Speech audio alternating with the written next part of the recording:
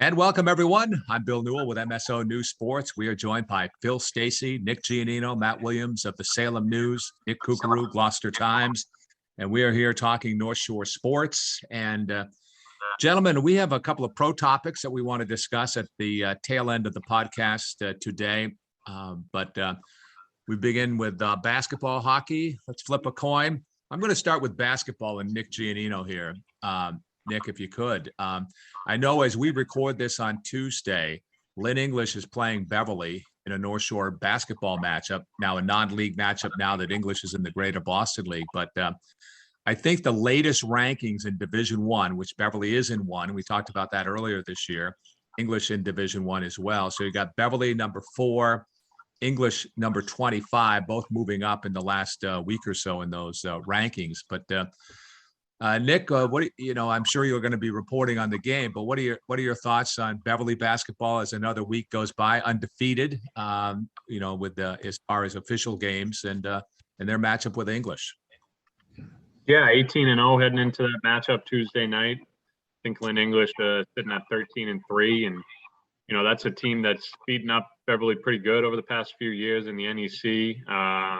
Beverly's had some great seasons, but Lynn English had those couple of state titles, so it'll be a fun matchup. Again, 13-3 for Lynn English. Beverly's sitting at 18-0, and I know we talk about them a lot on this podcast, but deservedly so. They really haven't missed a beat. Still playing excellent basketball, avoiding injuries right now. They're all healthy. He's got the rotation set. They're still scoring a ton of points, playing good defense. So this will be a real big test for them. Obviously, they've had some other big tests throughout the course of the season with, Catholic Memorial and Lowell and teams of that nature. And they handled those teams pretty well. Tech Boston as well, obviously dominant in the NEC. So, if they can beat, and we'll know the result by the time you guys are listening to this, but if they can come out on top against Lynn English, that's only going to benefit further in the rankings. Like we said, they're up to 4 now, which I'm not sure if that was released by the Globe or the Herald or something like that, because the MIA hasn't come out with their new rankings yet. They usually do those once a week. I think it's been each Thursday this season. So we'll see for sure on Thursday where they stand, especially after the big matchup against Lynn English. I know all of you guys have reacted to these rankings, but let me ask you all to react to this, or at least someone could chime in on this as well as Nick. So you got Beverly now in Division I. So if we're to believe these rankings, and we have reasons to believe them, that puts them basically the number 4 team in the state at this point, very late in the season. So I guess put that into context for us, maybe relating to other sports that you're kind of that you guys can relate to. Don't tell the St. Mary's coach that. Based on, I think he's been concerned that some of the Boston papers have Beverly ahead of them, from what I've heard from some of my Boston sources. Yeah, it's too bad they don't get a rematch. We talk about that endowment game to open the season where St. Mary's got off to a really good start. I think it was like a 17-2 start or something like that for St. Mary's against Beverly, and Beverly rallied back, and it ended up being a 3-point loss for Beverly. Both those teams are just playing really good basketball right now. Willie saw St. Mary's against Fenwick the other night, and Fenwick put up a good fight, but St. Mary's just a 1 loss. And yeah, they're in Division III. Beverly's in Division I. It's kind of tough to compare with their schedules and things like that, but it would be cool if we got one more chance to see those 2 teams match up, which of course is not going to happen, and it won't happen in the playoffs either, which is too bad. But I think Beverly top 5 in the state is very, that's well deserved. I think there's, a handful of teams that can probably win this thing in Division I, and Beverly's right up there. We got Malden Catholics up there undefeated too, I think, and Andover, I want to say. Oh yeah, BC High. I give a lot of credit to. I said BC High. I thought BC High. Yeah. Yeah, I thought BC High handled MC twice, if I'm not mistaken. But I give Coach Karakutis a lot of credit for upping the non-league schedule. Playing English, playing CM, and some of these other teams. But to see a Northeastern Conference team and say they're top 5 in the state, I think they still got to show it in the tournament a little bit, because you're talking about the Merrimack Valley Conference, the Catholic Conference, maybe the DCL. It is kind of, your Andovers and teams like that, you do feel like you kind of have to look out for them, especially for a team that up until 5 minutes ago was a Division II team. I mean, I still take a double take at these new statewide alignments that have Beverly even in Division I. I mean, that, they went to the Garden in 2.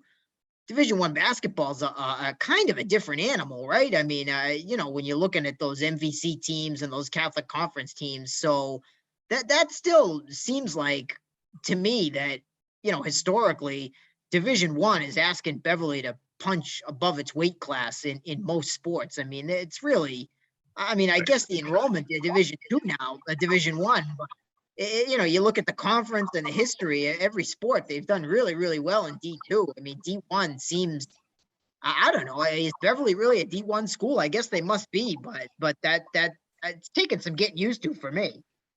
Well, you're right too about the competition. I don't think the NEC is even comparable to like the MVC or the Catholic Conference, some of those really competitive leagues. But at the same time, that's not Beverly's fault. They are where they are. And they schedule these other matchups to prove that they can play with some of these other teams. So I think it's going to be very interesting come playoff time. I mean, you look at personnel, and I just think Beverly stacks up with those good teams. Well, I'll agree with you two guys with a caveat.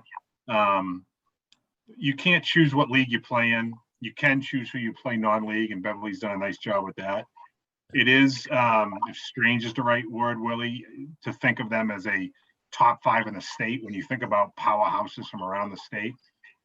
But one of the things I really like about this new playoff format, and of course, there are things you like, there are things you don't like, or whatever. But one thing I really like is that it does, I think, by and large, tend to separate the wheat from the chaff a little bit in terms of who are legitimate teams, who are teams that have good records, but kind of fatten up on some of the weaker sisters, that kind of thing. And you kind of are what those rankings say you are for the most part. I think it's kind of rare that we get lower seeded teams knocking off these higher seeded teams, at least through one cycle of the fall season.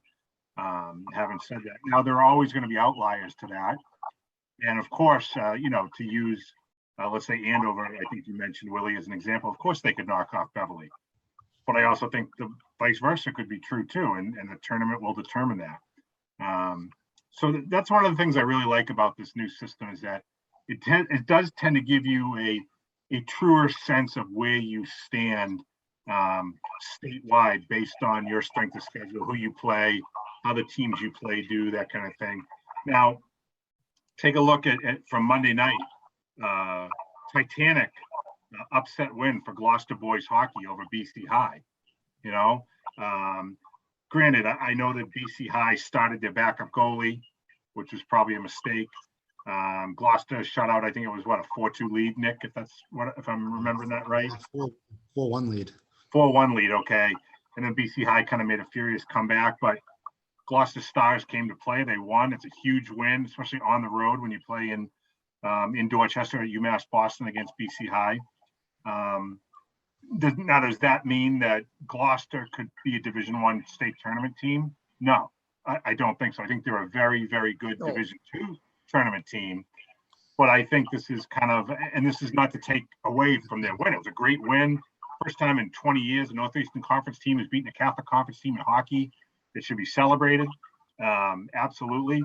But I don't think they would last more than a round or two in a Division I state tournament, just because that's where they slot. They slot in a Division II team.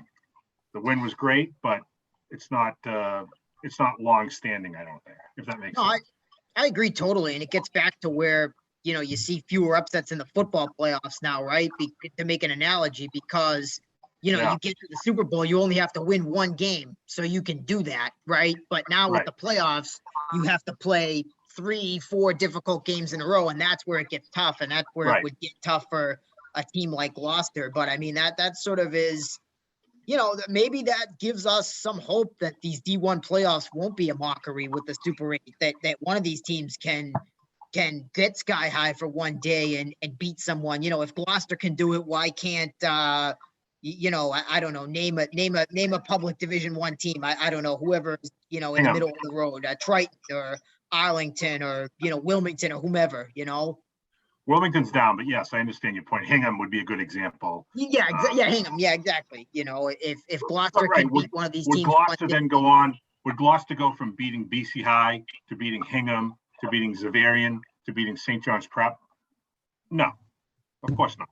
So celebrate it for what it is, an awesome regular season victory for Gloucester. I mean, they should be talking about this for years in Gloucester, and rightfully so. I mean, that's an unbelievable win. But they are Division II for a reason. BC High is Division I for a reason. And I think getting back, coming full circle to that point about the boys basketball, that's probably where Beverly is at too. And I'm interested to see how they fare against Lynn English, Nick, who I believe is also Division I still, just aren't they? Yes, yeah, and they're a top team too. Like I said, 13-3. They've had some big wins as well. I mean, they're still a tough team to beat. But one more thing too, I'd like to add. You know, when you talk about Beverly and their strength of schedule in the NEC, I mean, outside of select few games, you know, against Salem, a couple against Peabody, they haven't just beaten these teams in the NEC. They've demolished them. I mean, 30 plus points pretty much every game, scoring 80, 90 points. So they're not just coming out on top in close games. They're really thrashing some of these teams in impressive fashion. Well, that's sort of interesting too, because Peabody, the boys, is a team that's getting, you know, no love from the power rankings and, you know, really didn't schedule much out of conference, but they've played Beverly closer than a lot of teams that are ranked higher than them in the various power rankings in the various divisions. So, I mean, I guess if you're Peabody, you know, you hang your hat on that. You say, well, okay, we didn't play a great non-conference schedule. We're going to get a terrible seed and we're going to have to go on the road, but if we can play with Beverly, we can play with, you know, whoever they send us to in this tournament. And I just want to shout out their seniors over there, you know, Nick Soper and the captains there that get in the tournament. It's the first time in their careers they've been in the tournament. So, I mean, just to make it for them is a big deal. Yeah, they've already qualified and they, you know, they're what, 5-6 games above 500. So they're having quietly a nice season. Right. I mean, they're going to win 13, 14 games and be probably in the low 20s or even the 30s.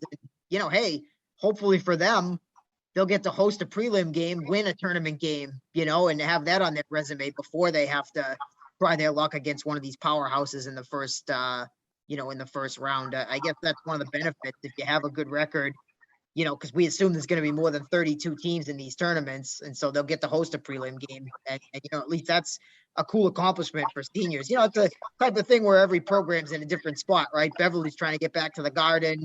Peabody hadn't been in the tournament in 5 years. You know, to host a prelim game for them is the next step for their development, you know? Sure. Just to clarify, Nick, on what you were saying, it is BC High that's undefeated.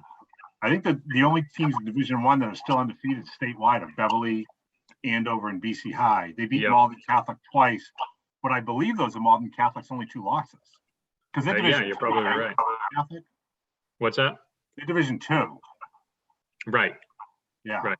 And the Prep almost beat BC High. I think they lost by 3 points. I mean, that's a story for another day. They're trying to make the tournament too in Division I. And I believe the Prep was well above Peabody despite their losing record in the rankings last week. Right. So that goes to show you how much. No, I think that's a byproduct of the way the system's set up. I mean, I think the Catholic conference schools it's virtually impossible for them to miss the playoffs. Yeah. Hard to believe since they designed the system that would be the case. I'm sorry? It's hard to believe that since they designed the system, it would benefit them, but that's just an aside. Ooh, no, that's abrasive. That's tough. Okay. I mean, it's just the truth. Not that it's not deserved. They do play tough schedules and all that, but you know, I do believe this is where we need to be back in the old Beverly office where we had that Scotch tape and we could have the rip of the week or whatever that was. Yeah, the rip, yeah.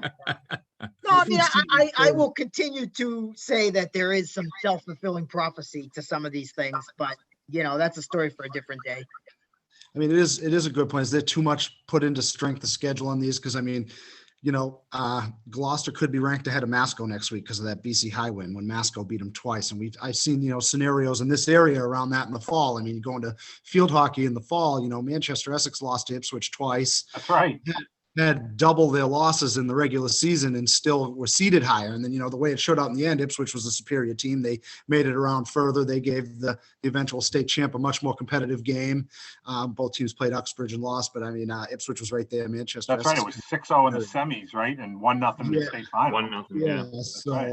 I think Manchester Essex got put ahead of Ipswich there because they had a nice win over Danvers out of conference. They had a win over Triton in crossover action, and they had a fairly competitive game with Masco. But they took away kind of that head-to-head, which is really the true test. And so, we could see another scenario with that coming up down the road.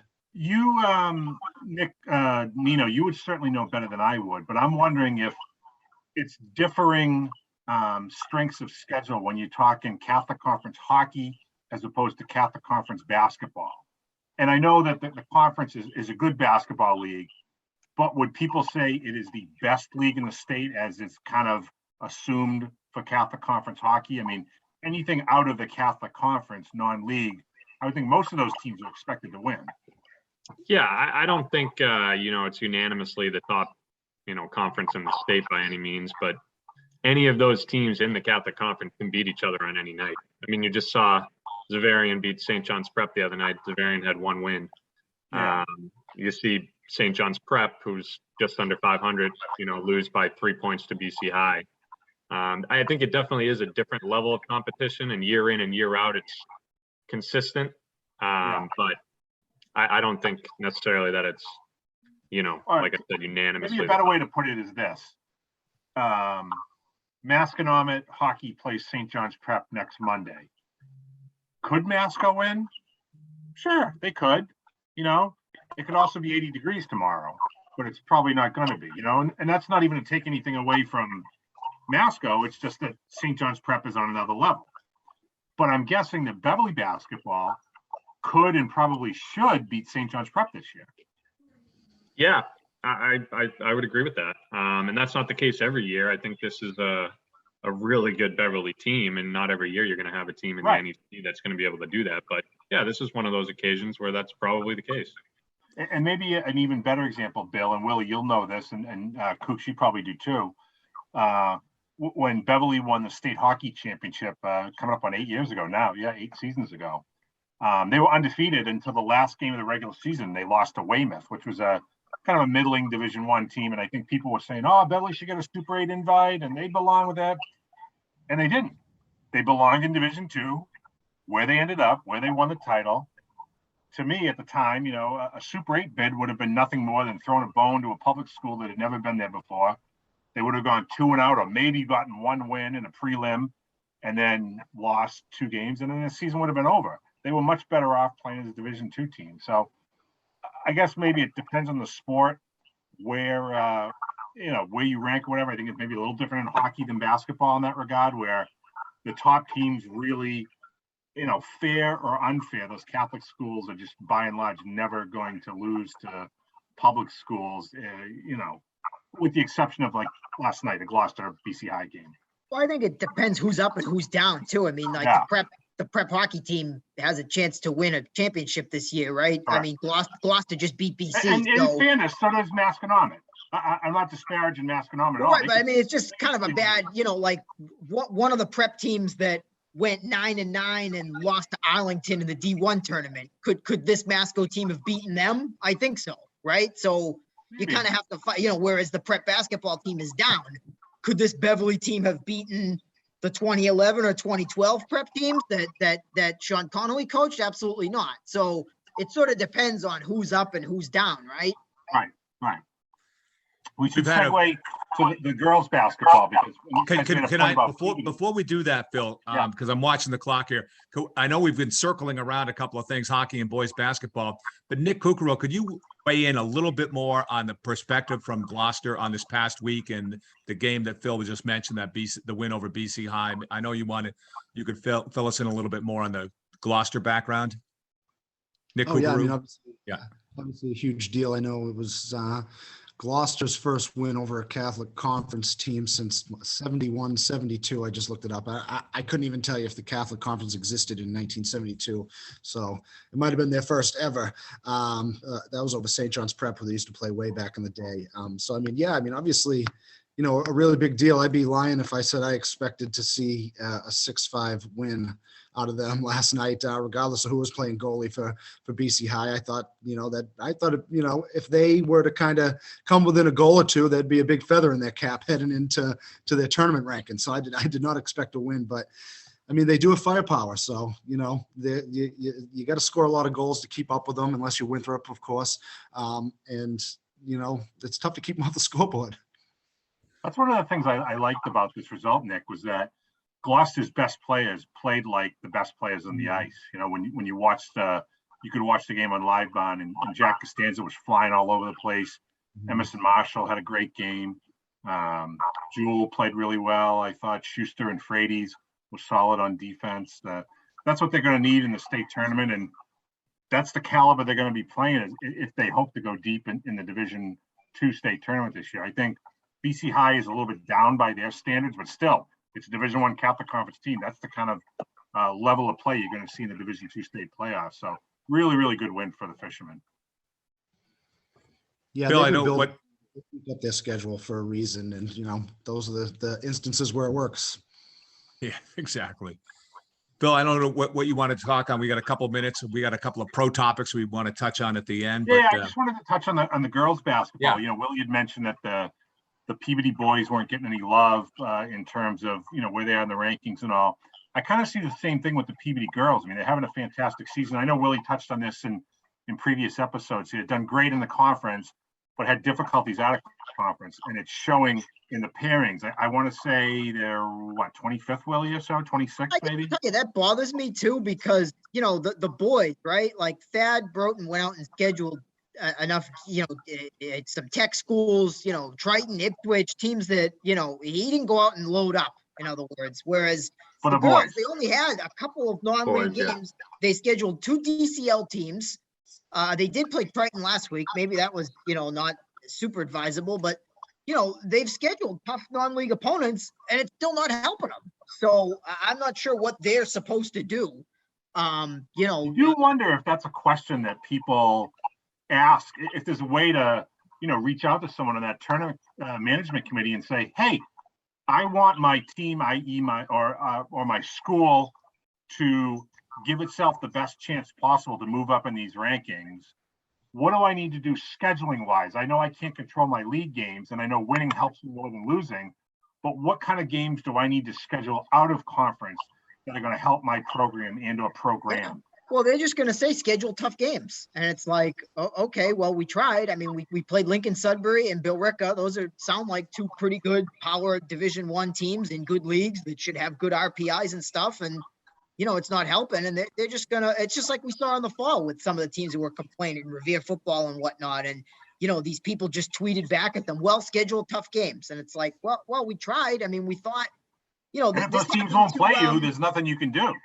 Well, and you also don't know how good they're going to be, right? Didn't we discuss this with, was it Marblehead or Beverly football? They went out and scheduled Haverhill and North Andover that are usually pretty good teams, and it turned out they were a combined 2-15 this year or whatever. Like, so you're punished. You put those teams on your schedule; they look good on paper, right? And then it turns out they didn't have great years. Like, that's not your fault. Right. So I mean, the girls, I think, the boys.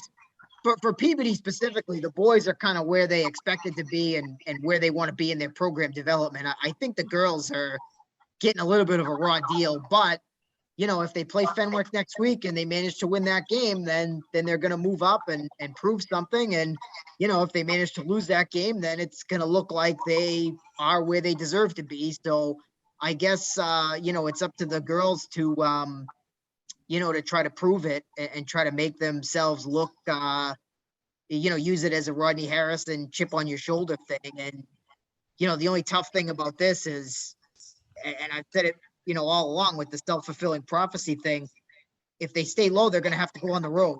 Right. And it's a lot harder to win in another team's gym. And so, the higher seeds keep winning. It makes us look smart for designing the tournament this way. But, how much is that home court advantage worth? I don't know. But Phil, let me ask you guys this: is that a factor in girls basketball? Then could it be that the NEC from top to bottom, and I mean from top to bottom, is just weak this year, maybe except for Peabody, and they are losing out on that strength of schedule piece. Even Masconomet, which is traditionally very strong, and that's not to say they're not having a good year. They won 6 in a row. They're 12-4. They got Zapage and Sarah Green, and 2 of the Bavardis are still playing. I mean, it's still a very strong program. But the last time I checked, they're 12-4 and they're seeded 27th, and they'd have to go on the road and play undefeated North Quincy, which is crazy. But then maybe, Phil, what will happen is these teams will be, in essence, tougher draws to the opponents that they play than you might expect. That's where I'm going with this. I don't know if that makes sense. It could be, but I tend to lean more towards what Willie was saying, and I think in basketball it's especially true. It is really tough to win in another team's home gym if you're not familiar with the surroundings, and it's a team from out of conference. And hey, that's not to say that teams haven't done it before, or football teams haven't gone on the road and win in other teams' places or rinks or whatever, baseball diamonds or whatever. But it just makes it much harder. And I guess that's what is all getting used to. Under the old tournament format, under a North format, Masco would probably be 6 or 7 in Division 2 North. And now you're talking 27th. I almost feel like it, I'd like to see it be somewhere in the middle, because I don't think anybody here thinks that Peabody and Masco should be in the top 5 in their respective divisions, and maybe not even in the top 10. But for them to be in the low 20s is also ludicrous. Like, they probably should be, in the 12 to 18 range, but those 10 bordering on a home game. Right. I mean, that may not seem like, to think a team could go 17-3 and go on the road in the first round, there's something wrong there. Yeah. I don't care who you play, All right, we got a couple things to discuss. Let's tackle the Super Bowl, so to speak. Pardon the pun there, but so the Super Bowl. It seemed like the Super Bowl played out like the recent playoff games have been playing out. Close, tight game, pretty good football game. Any final thoughts from you guys on the Super Bowl? I thought both defenses ruled, and the second half, both touchdowns scored in the second half were 100% aided by the referees, so it leaves a bad taste in your mouth, kind of. I wanted to be satisfied with that finish. I don't know. It was definitely anticlimactic, I thought. I agree with the penalties on the goal line there, and and pretty much the whole game there was no penalties. They had a couple of those, with the penalties after the whistle there for taunting or whatever. But in terms of the play on the field, there wasn't a lot of play until that final series. Cooks, what penalty are you referring to on that long touchdown by Cincinnati to open up the second half? Oh, I mean, no, it should have been. I should have been either. I actually kind of bought the referee's explanation that it wasn't much of a face mask, but if it's not a face mask, then it's offensive pass interference. And I don't know. I don't have a problem with them letting the ticky-tack stuff go like they should have on the one on the goal line there on Cincinnati, the third down play. But I mean, you got to call the blatant stuff. I thought that was pretty blatant, and they just decided not to throw a flag on it. I thought in the end the better team won. Yeah, I would agree with that. They brought their A game and they'll be back, but I think the Rams. I think I'm going to agree with these guys, Bill, and say it was enjoyable to watch. I can't remember the last time I watched a Super Bowl where I was completely objective. I wasn't rooting for a team or rooting against a team. Like it's easy to root against Kansas City or Pittsburgh, let's say. Yeah. Denver, Dallas, and go on and on. But this one I just wanted to see a good game, and it was. But it did leave you a little bit empty at the end. Like, first of all, the drive, the game-winning drive took 7 minutes? It wasn't like super, I don't know. It wasn't like super gripping. And then it did feel a little bit like, but if we don't throw the flag here, they might lose. So that won't be close. And I don't know. It's just a little ticky-tack. And hey, good for the Rams. I'm happy for Stafford. Seems like a really good guy. I like that Cooper Kupp got the MVP. I know a lot of people said Arnold, and he was Darnold. Yeah, right. Easy, Phil. Aaron Donald was a beast, and he was fantastic.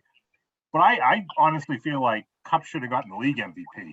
The season he put up was crazy good. And yeah, Aaron Rodgers had a good year. Brady had a good year, especially given his age. But come on, what Kupp did was ridiculous. So I was happy to see him as a Super Bowl MVP.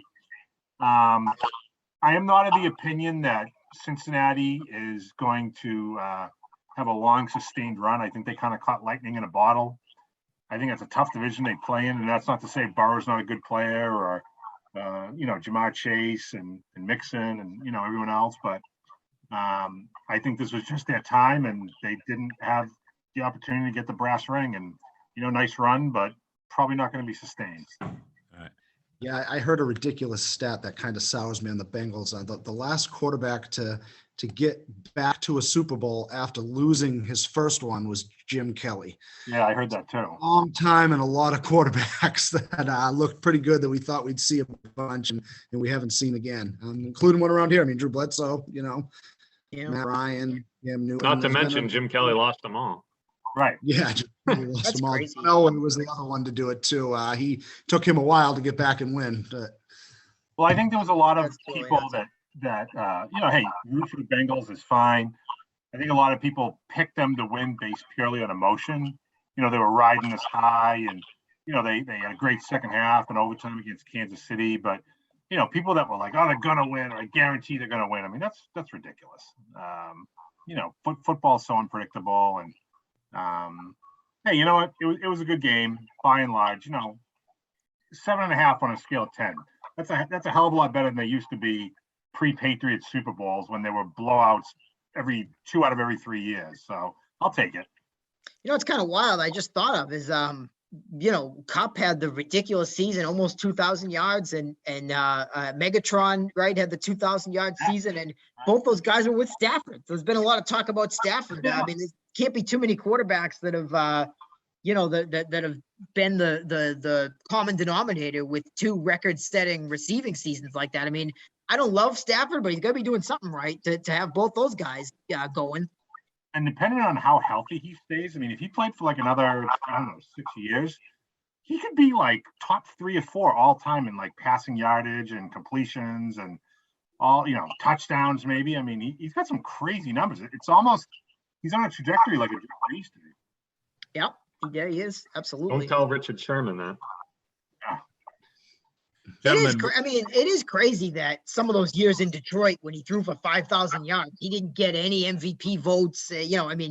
That's like, geez. I mean, you'd think he would have been top 10 one of those years or something. I mean, I don't know. He's only been the Pro Bowl once. I mean, yeah, that's kind of nuts, We got 2 minutes left, and I know I heard we discussed maybe talking about the Celtics briefly at the tail end of this. Celtics are my jam. Let's go.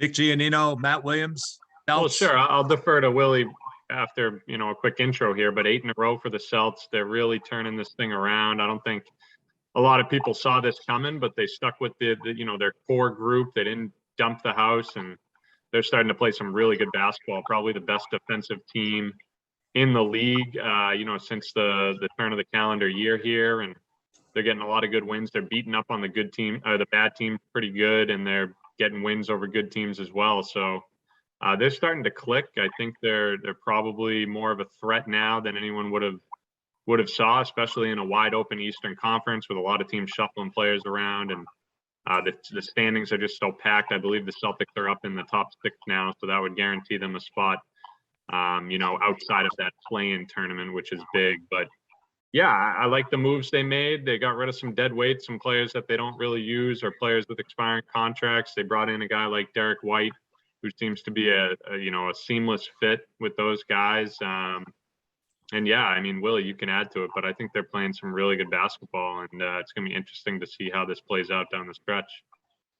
Well, yeah, I mean, for months I've been saying the only solution for them is TNT, dynamite, and it looks like they might have diffused the bomb here a little bit. Every game that they win, I become more of a believer, and I never ever would have thought that was going to happen. So, buckle up. We'll see what develops here over the next couple of months, but they may just have saved the thing here. Gentlemen, I guess we are out of time, but a lot of great discussion here, a lot of great information, and you guys have if we just have 30 seconds. Yep, we do. Go. I had some breaking news. If you want to get our horn for that, I could rip some tape, maybe. Yeah, I don't know. got an email from the MIAA saying that this year's state basketball tournament finals will all be played at the Songa Center in Lowell, not at the Garden.